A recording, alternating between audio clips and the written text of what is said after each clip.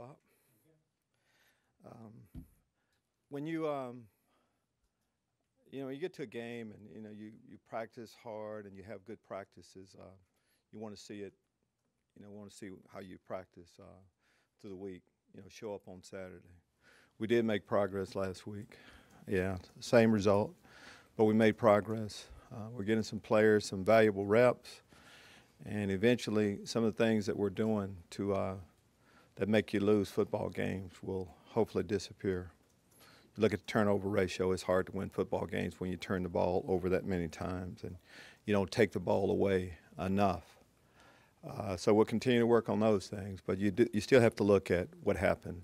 Offensive line-wise, offensive line, are all able to play, and we saw improvement even during the game. A player like Vidarian Lowe hadn't played a lot. Valuable reps he got. Putting Nick Algretti back to his natural guard position. Nick played outstanding ball. Probably the best game he's played since he's been here in our program. So that's encouraging. The way our running backs ran the football. Of course, Mike Epstein has played that way throughout the year, but Rayvon Bonner, what he was able to do, and Reggie Corbin of giving a little bit different flavor. Receivers, we got them all involved too. So Jeff did a good job of distributing the ball to a lot of different guys, but we still have to protect the football more, with our football team. Ball security. Defensively, whenever you take the ball away, it's big. It's a big, great interception by Bennett Williams. But some of the breakouts, the long touchdown pass, we gave up there late.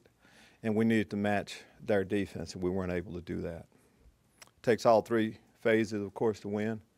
And the mishaps with our special teams cost us also. But we'll tighten up those things and then get ready to, get back into Big Ten play against Rutgers, at home. Injury-wise, we did have a couple of injuries. Tony Adams, we talked about, went down. Nothing new has changed. He won't practice, of course, tomorrow. Same with Mike Epstein. Don't know how long the injuries will last, but we'll continue to monitor that. Take your question. Lovie, on the offensive line, you found something that will bring some stability in terms of who and the starting rotation, because there's been a lot of changes up there, but it seemed like they had one of the best performances this year. All the changes we've made, let's talk about them. We felt like we had to. The type of play we were getting, our injuries. So we did lock in, and we were pleased with how they played. I talked about Nick, but all other guys played well, played their best ball. So there's no reason to, change things up when you kind of like where we are. So we'll see how practice goes, but again, we like what we saw from them. You also talked about Vidarian Lowe, and could you, now that you've watched the film, can you talk about the good things that you saw? He's obviously made a couple of freshman mistakes, but well, good things. I mean, it's typical things that offensive linemen have to do. Pass blocking, he held his own. We have our tackles blocking by themselves a lot, where they're not getting a lot of help. Vidarian has a big body, long arm, so we thought he did a pretty good job with that. And then in the run game, whenever you rush for that many yards, it takes everybody getting our man. And for the most part, he got his. He, like the rest of the guys, say the same thing about Alex, Larry Boyd. They did a pretty good job. What have you seen out of Rayvon Bonner, and what has Reggie Corbin added to that running back group as well? Reggie, as you watch his play, of course, he can make you miss in open field as well as any of our running backs. That's what he's quick, change directions. So, as I mentioned, different flavor. That's definitely the case. But Rayvon can make you miss also, but he's a bigger back. He can run with power in between. He can get those tough yards. A lot of energy he was playing with also. As we went into the season, we talked about playing. You need more than one back. You need more than two. Ideal world, most of the time, we're going to play about three. So they were all productive. And the offensive line gave them an opportunity to do that. Kendrick Foster played a big role last year. Just where's he at right now? Kendrick's in the rotation. The guys that are playing right now, we feel like gives us the best chance to win. Sometimes when you're down a little bit further, you have to wait for your opportunity.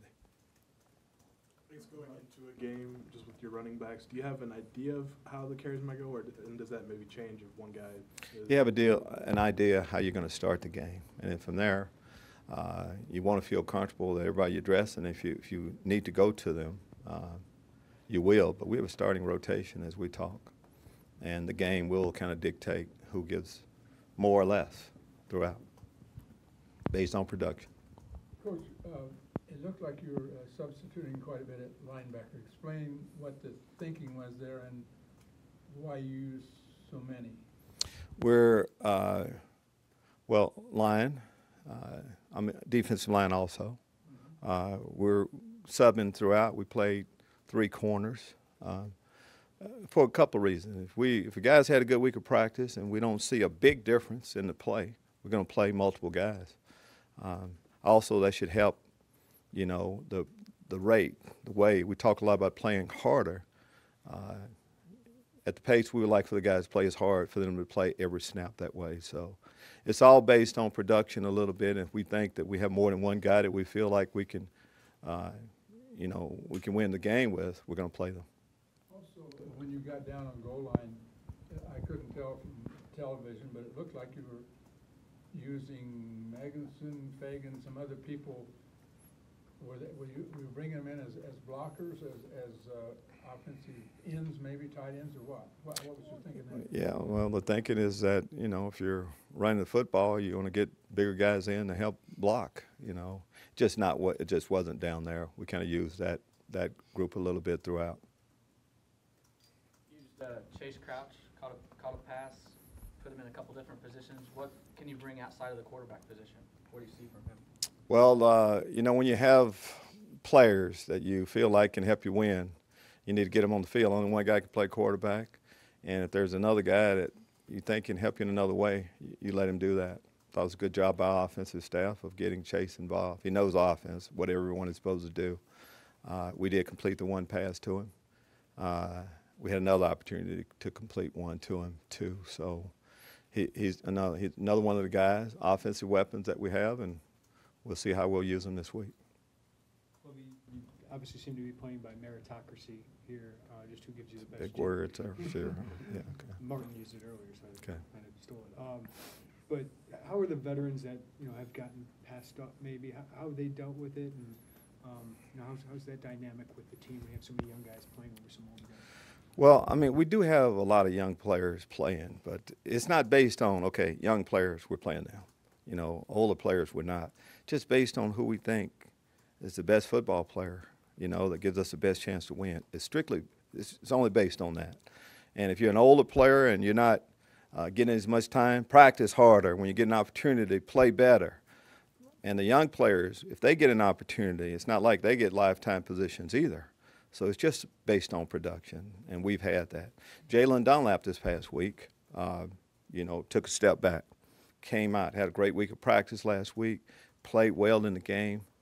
You have to keep moving based on what you see on game day, and that's the way we've done it, and that's the way we'll continue to do it, old or young.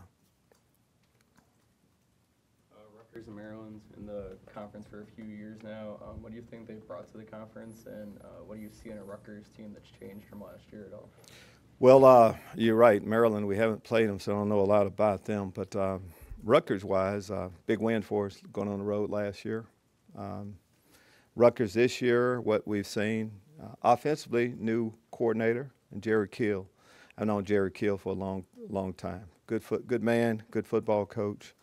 So I know he's added something to their offense. But, they've had a couple of transfers, tight end, running back, that involved. Have a couple of injuries that they're dealing with. But, we're two teams fighting for a win, as much as anything. And, both of us haven't won as many games as we would like. So, again, it's one of those games that for us, I said the same thing last week, great opportunity ahead of us. Same thing this week, great opportunity. Need to get back on the winning track, too, at home. How much have you gone to Garrick to scout Kyle Bolin, who he had? Well, I knew, quite a bit, not quite a bit. I knew about him, and we have talked about it, not just now. And, He's been there a long period of time, and I know, you know, when he transferred, but not an awful lot. And they're playing him, but they played 3 quarterbacks, and different flavor with each one of those that they play. I don't know for sure who we're going to get, but if he's playing, he's more of a traditional quarterback in the pocket. So we'll just have to be ready for whoever they put out there. Coach, after all he's been through, what was it like to see Dre Brown suit up on Saturday, and do you see him getting some carries as the season progresses? Good point. He has been through a lot, you know, similar to Mike Dudek, you know, that long road to recovery when you're having to fight through injuries. But sometimes when you go that long period of time, you strengthen a lot of things up in your body. And he's healthy now. And when you're healthy, we talked about the running backs, talked about Kendrick Foster in the number 4 position. That's tough. So it would be really hard to get another running back in the mix, but you look for other ways. He did. He was on the special teams this past week, and we'll, just like Chase, we'll keep working to try to find a way for him to help our team. One of those kind of days, huh? Coach, last week you talked about trying to get more of your receivers involved on offense. How do you feel the team did in terms of spreading the ball around this week? I think did an excellent job spreading it out. I think most of the guys got multiple catches. You know, a guy like Carmani Green hadn't really been involved a lot. He was able to. Trenard Davis was able to catch the ball. Of course, we got it to Lewis Dorsey. So, you know, great offensive plan of distributing the ball and getting, you know, the ball to the different playmakers. You know, you're a receiver. You know receivers. They want the ball. So you try to keep everybody happy as much as possible, but need to be able to do that again this week. What does Lewis Dorsey bring that you guys want out of tight ends now and in the future? What he brings, that's a little, when we talked about the offensive lineman that you know, if you're running the football, I mean, you're not going to say, hey, thank Lewis, you know, right away with that. His strong suit is an inline, Y blocking tight end.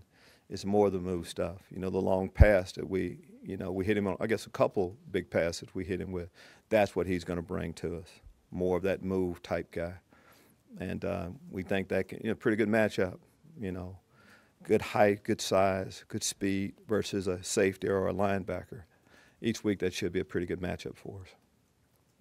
Coach, with getting to see so many freshmen in game situations, what have they told you or shown you about how you recruited and well, what you saw in them? Well, after the recruiting, after we signed the recruiting, you know, this class, we had high hopes for them.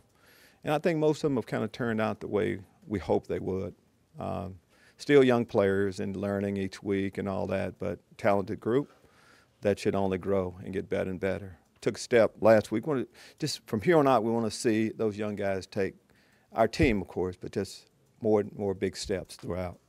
But you see, it seemed like there's a young player at just about every position that's playing or waiting in the wings, ready to play.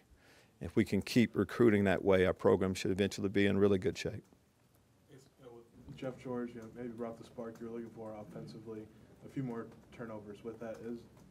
Did that negate any of the spark, or is there kind of sliding scale?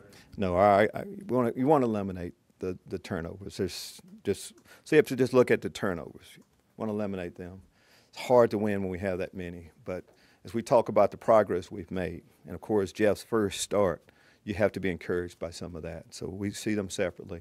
No, we have to take care of the turnovers, but he did too many good things, something for us to build on, and we will. Jeff questioned the first fumble call, and what do you see there? You know, after a loss, Bob, it's, you know, you question a lot of things. After win, sometimes you question things too. But at first, I didn't know for sure what they were looking at. You know, I thought he was targeting first. I thought they were looking at that. I thought I was pretty close to that. And then, you know, kind of subjective on a lot of calls on how they saw it and how we saw it. But that's each week. And ultimately didn't have a whole lot to do. We got the ball right back. They didn't get any points out of it. So it's another thing we need to clean up. Lovie, what have you seen out of Cam Thomas in his time here, and what does the extra reps you think do for him right now? I think Jeremy is an excellent athlete with excellent speed and quickness, with a strong arm. you know, like most young players, they're still developing their arm. But I think he's a good guy waiting in the wing to someday help us win football games. But, you know, the profile you're looking for in a quarterback, I mean, he's the first one we recruited, right? We offered and went after. So he hasn't disappointed us on, you know, with his play on the field. Any questions from the phone lines for Coach? Yes, Coach, this is Matt Trowbridge from the Rockford Register Star. I was wondering what you thought of Vidarian Lowe in his first start and then your whole young offensive line in general. Okay, on the telephone, we'll answer that. You know, for Vidarian Lowe's first action, we like what he did, like we like what our entire offensive line did. Young group, got better as it went along. To be able to solidify the line a little bit and keep guys there, it's big. You know, we ask our tackles there on an island a lot of times pass blocking, but thought Vidarian did a good job pass blocking and run blocking. He's a big body, and he should even take another step this week. For young guys, is it easier for them usually to do run blocking than pass blocking, or? Well, I think it's hard. I mean, you want them to be able to do both. But I think as a general rule, I mean, when you're blocking on an island, a speed defensive end for an offensive tackle, that's kind of tough duty, especially in third and long situations. But, you know, both of them take a little bit of skill. And then with Vidarian, was he set back at all with some of his injuries, or were you kind of eager to see what he could do now that he's finally healthy? He was definitely set back. Like all injuries, set you back for a while. But he took it all, you know, in stride pretty much. Worked hard mentally to be ready when he was physically ready to go, and just kind of move right in. You know, plan, of course, was when he was healthy to get him out there, and it worked out that way for us. Thanks very much, Coach. Thank you. Anything else here in the room for Coach? All right, thank you, everybody. I see coaches and players starting to get here in the back. We got Martin down the hall.